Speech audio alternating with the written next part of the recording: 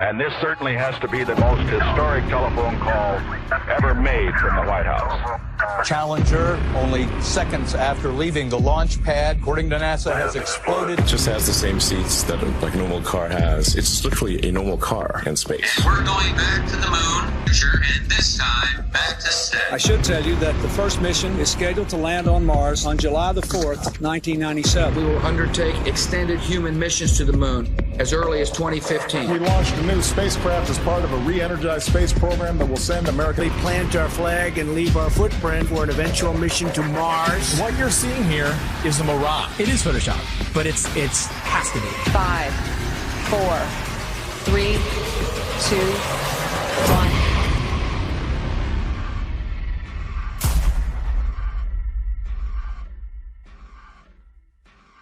The one thing globe believers need to understand is that you don't just take the spinning ball Earth and flatten it out and put it back in the heliocentric sphere planet and it's flat and the rest of the planets are round. No flat earther has ever said that. No flat earther will ever say that because it's not what we believe. The Earth isn't a pancake floating in outer space, and you will never hear a flat earther say that. And if you would ever actually take the time to study it for yourself or hear a flat earther through, then you would find that it's much different and things would actually make more sense. They've got the narrative controlled to where anyone that goes to search for this, they're gonna see pancakes floating up in space, you know, and it turns people away. Or they see a snow globe out in the middle of space with water falling off the sides, and they're like, what is this? It turns them away. The mainstream agenda was to push their false narrative, all these hit pieces on flat Earth. 2016, 2017, that was pretty much the end of the YouTube era, where we could actually find real evidence, real, content. Any search engine, the algorithms are suited to their favor. You're going to see all the hit pieces. You're going to see all the stuff that's there to debunk flat Earth. So it's just, it's almost impossible to get the real information. YouTube played a major campaign by Google and YouTube and all of these corporate lying companies to discredit the flat Earth. Why do they have that disclaimer under every video dealing with the topic of flat Earth, that it is an archaic, antiquated, outdated model that the ancients used to believe in? Of course, the ancients were stupid. They didn't know how to build Gothic cathedrals, and they didn't know how to build cities and pyramids. The problem is, people that think that flat Earth is stupid think flat Earth is stupid because they're thinking of a stupid flat Earth. And they ridicule and make fun of flat earthers. It's absolutely ridiculous. Since 2015, the content providers for Flat Earth have had a living hell. We have been ridiculed, we have been trolled, we have been censored beyond belief by YouTube. It's really difficult to get the truth out there. YouTube controls the algorithm. Who owns YouTube? Google. These are these big corporations that came in and said, the flat Earth is getting way too big. People are finding this out. We don't want them to find this out. This will just completely destroy our agenda that we've worked so hard for. We're losing it because of our own technology that we created. So they had to get involved. Withholding information and knowledge is a form of control. Now, for new people coming into the subject, if you research flat Earth, the Google analytic will give you government hate propaganda against the flat Earth truth. If you go to Google and try to find anything, you'd first of all get to that page, you'd see these ridiculous accusations and this spinning disc illusion that's going upwards in space that I can assure you nobody believes in. Until somebody walks in with a load of shit on you, everything's fine until somebody out there has evidence that's going to prove you guilty. And that's what these trolls are on social media, and of course, the algorithms. That globe believers come at you with is we've known for 2,000 years. Aristophanes figured it out with his sticks and shadows. Well, Aristophanes may or may not have been a real mathematician. He figured out the shape of the Earth. That would have made him the Michael Jordan of mathematicians, but nobody ever mentioned him in a book until the mid-1900s. What's crazy is I've talked to some elderly people, and they've told me that back in their day when they were in school, they didn't even learn about people like Copernicus or Galileo. Everything's up for grabs at this point. People like Christopher Columbus and any other figure in history could be totally false or created just for some sort of agenda. This is everywhere. We found somebody in Croatia. They said they were teaching flat earth through the 1930s. Most people think that this flat earth versus globe earth has been going back and forth for thousands of years. No, it has not. This is a brand new deception. They come up with these stories, these fictional stories, fictional characters, to reinforce that we live on a ball. All of our globe provers, Galileo, Aristophanes, Copernicus, the pictures of them show that they're Masons, but I contend that we don't even know if they're real. All of our history is a lie. I've met people that said that they were taught flat earth in the early 1960s in school. They were taught flat earth and globe earth, and then it kind of just went away. I interviewed Ruth, a 102-year-old woman, back in February of 2020, and she was taught flat earth in public school in Connecticut. Tell me your name. Ruth Heath. Ruth, and how old are you today? 102. 102. So you were born in 1918. 1918. And we were just talking, and I asked you what shape the Earth is, and what did you say? What were you taught in school in elementary school? I was taught in school that the Earth was flat. Where did you go to school? Elementary school? I went to Spurglen School in Hamden, Connecticut. So how does it make you feel to realize that you were right as a kid? It makes me feel better. It does make you feel better, right? Oh, it makes me feel alive. Oh my God, that is so true. My whole life, I believe, what I was taught. That's and then right. when I discovered the flat earth. We feel better about it. Because we are the center of creation. That's right. We are important. That's right. We are here. We are God's children. And when all the problems that are happening in this world today. I'll give you some good news. A lot of the problems that they report on the news aren't even real. That's right. That's right. They're just keeping us in fear. Keeping up. That's right. That's right. That's right. I understand that. I understand. They just say what they want people to know. That we never went to the moon? That was all fake? Is that right? That's correct. I saw that all happening. Yeah, so did I, and we all believed it, but that was just to reinforce that people to believe they can live on a ball, they can walk on a ball. Oh, it's such a lie. It's such a lie, but knowing the lie is like going to a magic show. I woke up. Yes. That's what we call it. We call it red. This is your moment of waking up. Oh. It's when you go to see a magician and you know how the tricks are done, and the magic no longer works on you, and you're free from the illusion. So knowing this is going to free your heart. Cry. Yeah, it's okay. It makes me cry. Happiness. Yes. Tears of joy. Yes. Thank you. All right, give me a hug. Here we go. All right.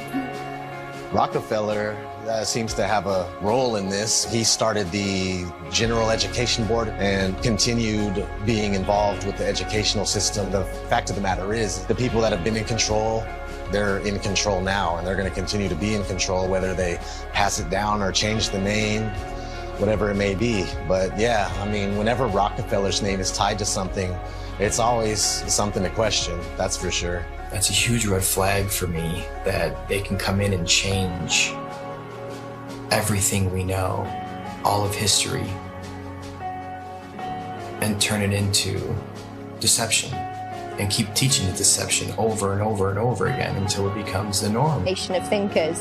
This was the same person who was found guilty of antitrust violations around the turn of the 20th century. As long as you push these textbooks, as long as you push the... This should tell you something, why we can't talk about, literally, the thing that we're standing on. Why is that? knowing that there is a creator, absolutely. That is one of the main reasons to hide this. But, you know, at the same time, it's nowhere near comparison when 1 billion people find out that there's more land. It's about hidden land. I think there's possible they could be hiding land in here somewhere with us. And I think that the Antarctica Treaty is very, very, very sinister, and there must be something else going on. They went really, really, really tough with their implementation of the Antarctic Treaty and everything else, and just to keep people away from the truth. They didn't want people to know about more land. Haven't we been fighting over land forever? Isn't that what always happens? Countries fighting over land, but not on the outskirts of Antarctica. Oh, no, no, no. No fighting there. They're all in agreement. You can't go there. You can't explore any of it. That treaty was in effect in 1959. It can't even be questioned until the year 2041. The longest lasting treaty that all of the world signed on to at the same time and is still in place. Antarctica is the container of our world oceans. What is beyond Antarctica? Why is the government hiding Antarctica from us? Why is Antarctica completely off limits except for taking a tour of a little peninsula off of South America, which is nothing? And people go, well, you can go to Antarctica. We spent months trying to actually do it. I was going to send a crew. They won't call back. You can't even go there. There's one peninsula where you look at penguins. Exactly. And then you think, I have some friends that went to fucking South Pole. Yeah. They put them in that little fucking island with penguins. You can't just saying you went to Antarctica and you walked around it. He's like being in New Jersey and saying you were chilling in California. It's fucking huge. There's about 100 different companies that you can spend a lot of money to go on a little guided tour of just that peninsula, but all of those companies are owned under one umbrella. One person controls them all. They don't let anybody explore Antarctica.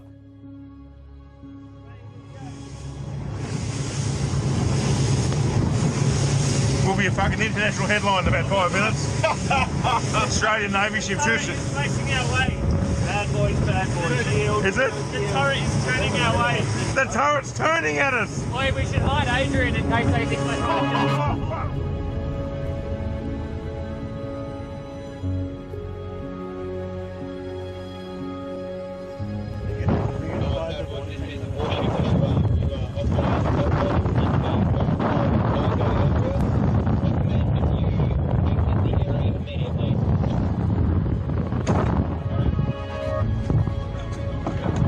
we're just traversing.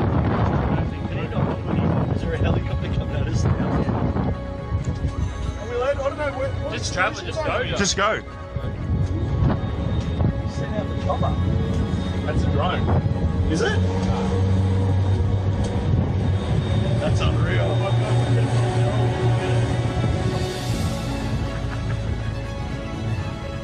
When people say, why the lie? One of the main answers is they're hiding more land. What if we can truly become free? The whole reason for this is because of more land. Because think about it.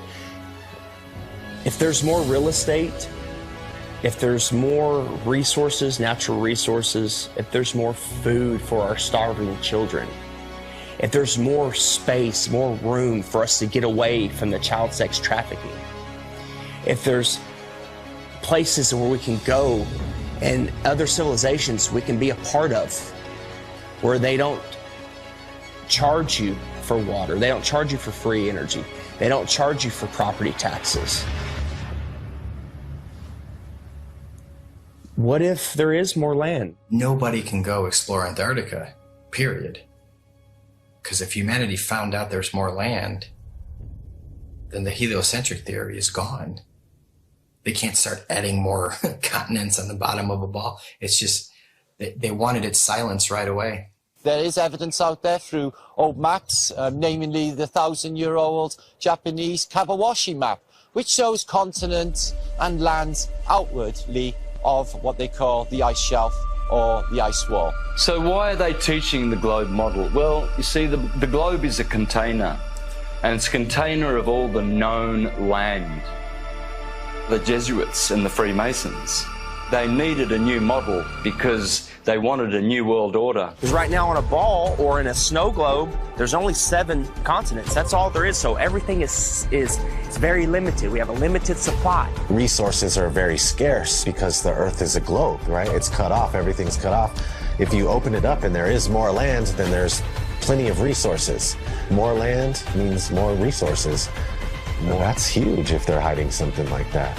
There's a scene in The Truman Show where Truman is like, I want to be an explorer when I get older. I like to be an explorer, like the Great Magellan. Oh, you're too late. There's really nothing left to explore. Imagine if there's like all these beautiful places to explore still, and finding out that there's all this land, it just opens up the door for discovery again. Have you ever heard of the eyewitness testimony written in the books, The Iron Republic, The Smoky God, Worlds Beyond the Poles? In the late 1800s, there was a series of articles written in Florida Magazine about a politician that was tired of what was going on here, got a big ship and a crew, was exploring Antarctica, and he found a passageway through, and he popped out into the ocean, was lost for about a month. Finally, they found land with a city, and they pulled up, and it was a very advanced, quite different civilization, and very friendly, and they stayed there, and he writes about all the experiences he had there. In the late 1800s, they were talking about more land beyond Antarctica. Remember, the word extraterrestrial means extra land.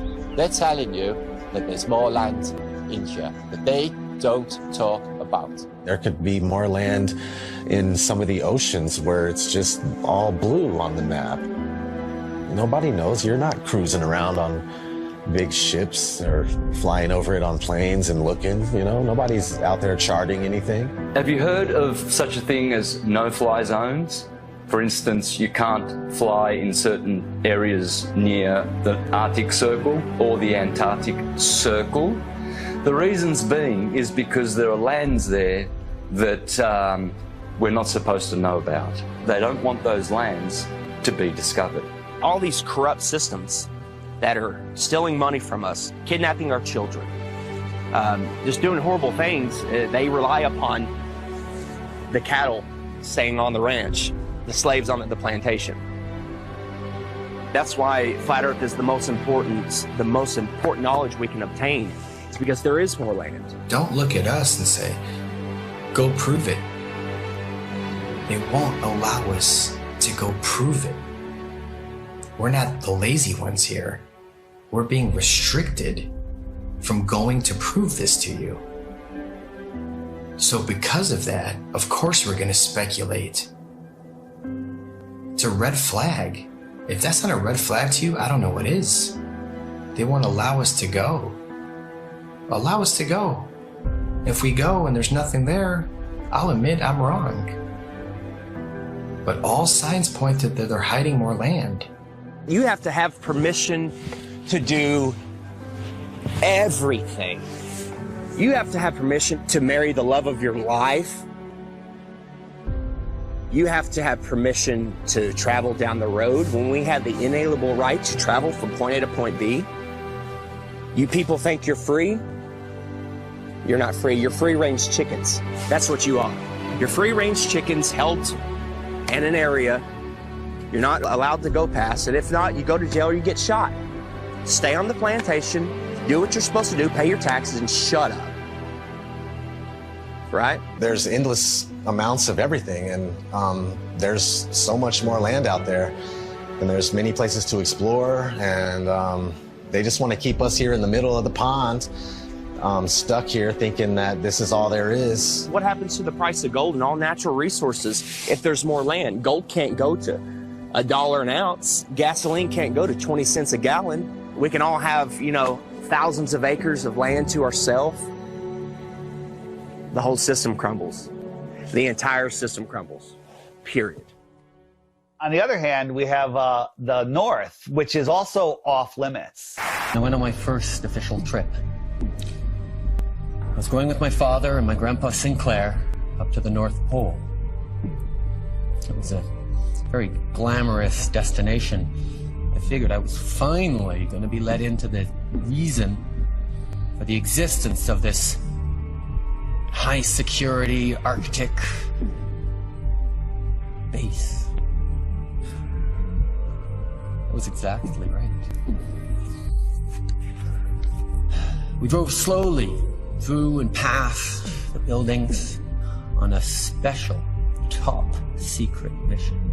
And that's when I understood just how powerful and wonderful my father was.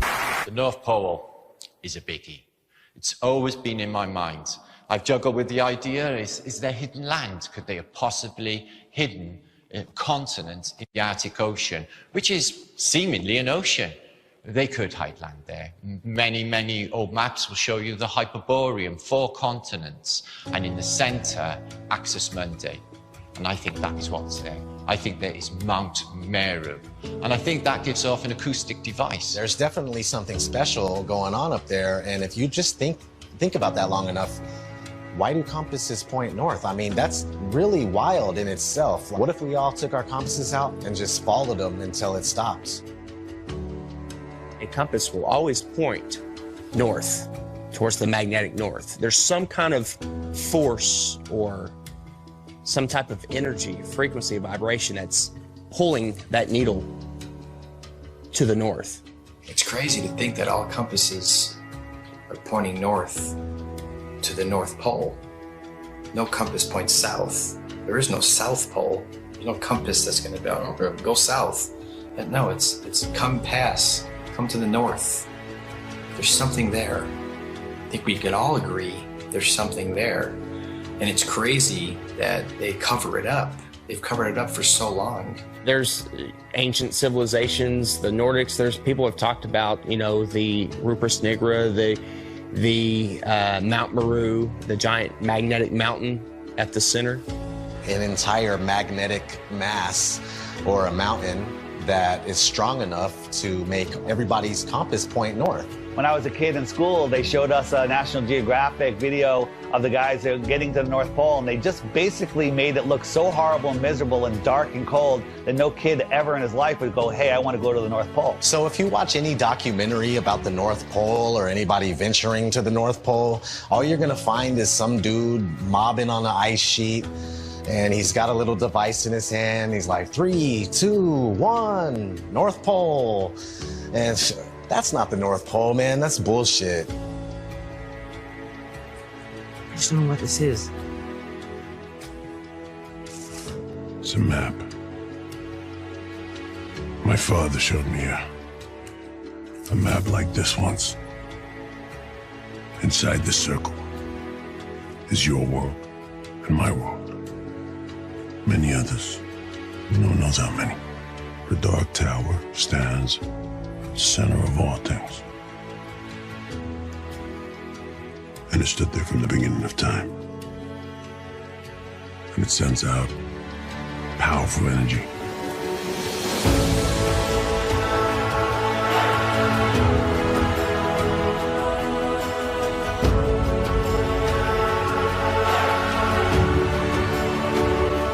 I think that there's possibly a North Pole hole, part of the electromagnetic torus, which gives off a green light, which you see as the Northern Lights. The North Pole is the center of the Earth. It is a hyperbola. Because we live in a toroidal field solar system, there must be a plane of inertia intersecting it in the middle, and there must be a hyperbola, hourglass, in the middle. In the Srimad Bhagavatam, Canto 5, it calls this Mount Meru. And why are we not allowed to go anywhere near there? Well, simply because you cannot go there. It is a magnetic toroidal hyperbola. Therefore, there is no way that you can fly anywhere near the North Pole in the center of the Earth. Admiral Richard Byrd said he found more land in the north as well as the south. There's a book called The Smoky God of a father and son that ended up finding more land in a race of giants with technology beyond your wildest imagination. Cartographers have charted, maps with land in the center, where all compasses point. There's just a lot of evidence pointing to more land. So yeah, 100%, I would put my life on it if there's more land at the north. It's just as heavily guarded as the south. Can't like go check the north and yeah, let me go check. I'll take some pictures and videos and come back. You're not even gonna get that close. You're gonna be turned around, the same as the South. All the way up until the 1600s, they had 4 land masses around the North Pole region. And right after the 1600s is when it slowly started disappearing until finally it was all gone. And you can verify this for yourself if you just go back before the 1600s and look at maps of all sorts. You'll see these land masses on each one, and then sure thing, these land masses just started being deleted from history. So what are they hiding at the North Pole? If we sit back and observe all of this evidence, this eyewitness testimony, the verdict would come back guilty. It would come back guilty. Okay. You are moving 1,000 miles an hour as Earth rotates. You are moving 18 miles per second in orbit around the sun, and you don't feel any of that. Okay? Okay. You don't feel any of that. If it's trying to fling you off the Earth, okay, but the force of gravity is resisting back, by what force is it trying to fling you off? That upward centrifugal force subtracts from the gravitational force that the Earth is trying to put on you. It subtracts. Okay. So, Chuck, what do you weigh here and now? 192 pounds. Yeah. I'll give you the 190 pounds, okay? Okay. So if you do the math, you run to Ecuador, because we're in the Western Hemisphere, so let's stay there. You run to Ecuador, you will not be 190 pounds. You'll be like 185 pounds. What? That's how significant it is. That's if I did my math correct, and I think I did, there are pounds less that you weigh for living on the equator than for living anywhere else, simply because the spinning Earth is trying to fling you off. Nice. Yes. Yes. If the Earth is spinning at 1,000 miles an hour in a curved trajectory, we're dropping at a rate of miles per minute. But somehow none of that inertia affects these rocks here, which are perfectly balanced. The fact is, the Earth is stationary, and that is scientific, not pseudoscience. In 1879, George Airy, astronomer royal for 49 years, who did a telescope experiment and proved that the Earth was stationary. Then we have Parallax, also known as Rowbotham, who carried out an experiment in the late 1800s on the Bedford Levels experiment, where he went at a distance of 6 miles, which should have showed up some sort of curvature of around 16 foot. No curvature was seen at all. Then we have Michelson, Morley and Sagnac in the early 1900s with their interferometers, using light instead of telescopes this time. And with their interferometer experiments, they proved that the ether over the Earth, the field, is moving and the Earth is stationary. We also had Michelson Gale. They did an experiment in the 1930s and proved that the Earth is stationary. One of the greatest science experiments of all time, in my opinion, is from Marconi. Marconi in 1901 set up transmitters to send radio waves, like signals, wireless signals across the ocean, Atlantic Ocean, okay? So he has one set up in Europe and one set up in Canada, okay? And they're sending signals, I think the letter S was the first one, boom, and it worked. Almost 2,000 miles across the ocean, they got the signal. There's no curvature. You're talking about 600 miles of curvature between the 2 points. But it worked because all water's level.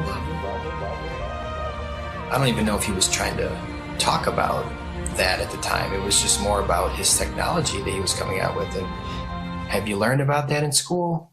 No. Then we have Pierluigi Ghina, a colleague of Marconi. And before he died, he showed people in his laboratory how the Earth is stationary. You can go to my channel, Mr. Astrotheology, and you can see videos of Mr. Pierluigi Ghina proving in his laboratory with strobe lights how you can prove quite easily that the Earth is stationary. Every scientific experiment throughout time looking for axial rotation or curvature has proven the opposite.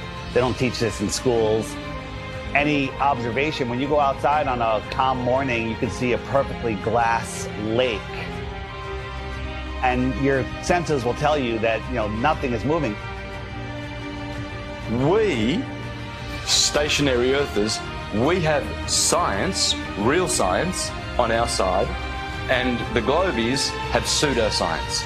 In fact, all they have is Einstein saying, I have come to believe that no optical experiment can prove that the Earth is moving. And yet, the Earth is moving. Science! Yeah, Albert Einstein. I always recommend people go watch Albert Einstein in his interviews. He's reading cue cards. He's reading notes that someone handed him, kind of like people on TV nowadays. There is no optical experiment ever been conducted that can prove that the Earth is moving. The Earth is spinning at 1,040 miles an hour. You can't feel it. You can't measure it. You can't observe it. You can't repeat it. But trust us, there's not one experiment that shows the Earth is spinning or moving whatsoever. There is, however, an experiment that was proven in Behind the Curve. Bob Nodell was talking about the ring laser gyro, showing that there is a apparent 15 degrees drift throughout most of the day. When we turned on that gyroscope, we found that we were picking up a drift, a 15 degree per hour drift. And this was taken out of context. It was later, the experiment was done at a higher altitude, and it showed a different rotation speed, which absolutely proves it's not the Earth that's moving, that it's the ether that is spinning above us. Netflix is mainstream. Netflix is the alternative mainstream narrative. Netflix can't go against the grain. They'll lose their contract. A documentary, like a mockumentary. I'm sure someone watched our movie and was like, whoever made this movie is a government shill, and they're just trying to hide it. Netflix is in on it, trying to hide it. Yeah, he accidentally proves that the Earth is round. It was the biggest mic drop. It was the biggest mic drop. And I love that you kind of cut it. The thing is, we have technology that is outrunning their lies. Now we